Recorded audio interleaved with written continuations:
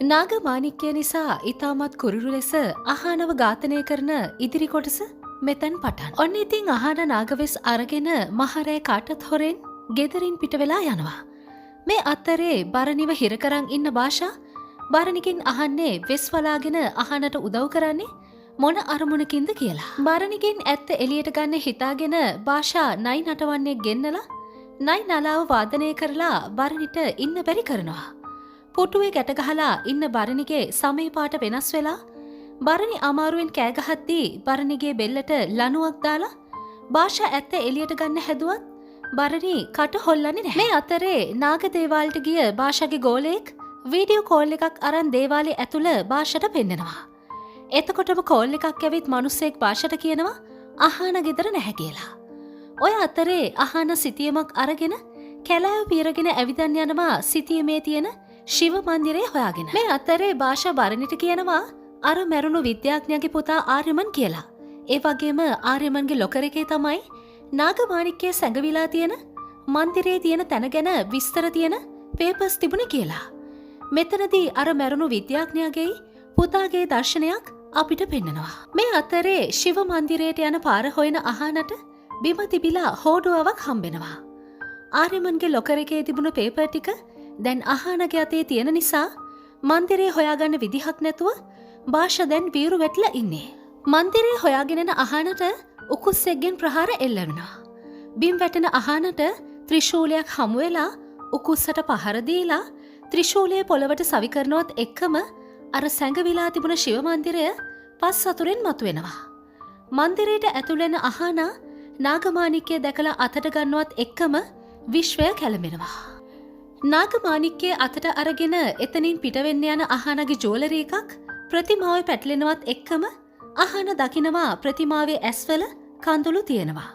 අහනට තේරුම් යනවා ඒ කඳුළු වලින් සංකේතවත් වෙන්නේ අහන ආදරය නිසා විඳවනවා කියන එක කියලා. මේ අතරේ සුවනින්ද හිටපු ආර්යමන් ඇහැරිලා අහනව හොයනකොට අහනගේ ගෙදර කවුරුත් දැක්කේ නැහැ කියනවා. අහන ෆෝන් එක ආන්සර් කරන්නේ නැති නිසා ආර්යමන් වික්‍රම්ට කෝල් කරලා ඇහුවම වික්‍රම් කියන්නේ දන්නේ නැහැ කියලා. ඊට පස්සේ ආර්යමන් පරණ පෙම්වතිය රාධිකාට කෝල් කරලා ඇහුවම රාධිකා කියන්නේ අහන එහෙ ආවේ නැහැ කියලා. පරිණීත්ලා හොඳටම කලබල වෙනවා කෝටිපති ලේලි කොහේ ගියාද කියලා. මේ අතරේ පරිණීත්ලට හොරෙන් පරිණීත්ලගේ ගබඩා කාමරයක ගැට ගහලා හිර කරලා තිබුණු ඇත්ත දවන්ට සිහිය ඇවිත් ලනු ලිහාගෙන පරිණීත්ලා ඉන්න තැනට ඇවිත් බැනවදිනවා. උඹලා කවුද? උඹලා මැරයෝද? මට යන්න දීපන්. මාව කාමරේ හිර කරන් තියන් හිටියා කියලා. කිසි දෙයක් හිතාගන්න බැරුව පරිණීත්ලා ඉන්නකොට එතනට එන රාධිකා දවන්ගෙන් අහනවා ඔයා අහනගේ තාත්තා නේද කියලා. එතකොට දවන් රාධිකාගේ අතේ තිබුණ ෆෝන් එක අරගෙන ඇත්ත දුවට වීඩියෝ කෝල් එකක් අරගෙන හැමෝම ඉස්සරහ පෙන්නුවත් කවුරුත් පිළිගන්නේ නැහැ අහන කරන්නේ බොරුවක් කියලා. රවිෂ් අහන නාග කන්‍යාවක් කියලා දැනගෙන හිටියත් බරණිට තියෙන බය නිසා කාටවත් කියන්නේ නැහැ. දේවාලේ ඉන්න අහන ආර්යමන්ට කෝල් එකක් ගන්න හදනකොටම රාධිකාගෙන් කෝල් එකක් ඇවිත් රාධිකා කියනවා අහන ඔයාගේ වෙස් මුහුණ ගැලවිලා ඇත්ත එළියට ආව කියලා. අහන ගෙදර එන්න හදද්දී අහනට එන්න එපා කියලා මන්දිරේ ලොකේෂන් එකත් අහගෙන රාධිකා එතනට යද්දී රාධිකා අහනගෙන් අහනවා ඔයා දවාන්ගේ දුව නෙවෙයි නම් කවුද කියලා. මේ වෙලාවේ රාධිකාගේ පස්සෙන් ආපු රවිෂ් මේ වෙන දේවල් හොරෙන් බලාගෙන ඉන්නේ. අහන රාධිකාට කියනවා ආර්යමන්ගේ ඇත්ත තාත්තව මරලා දාපු හතුරු එක තමයි ආර්යමන් රැවටිලා දැන් ඉන්නේ කියලා. රවිෂ් පරිණීත්ට කෝල් එකක් අරන් අහනින්න ලොකේෂන් එක යවනවා ඉක්මනටම එන්න කියලා.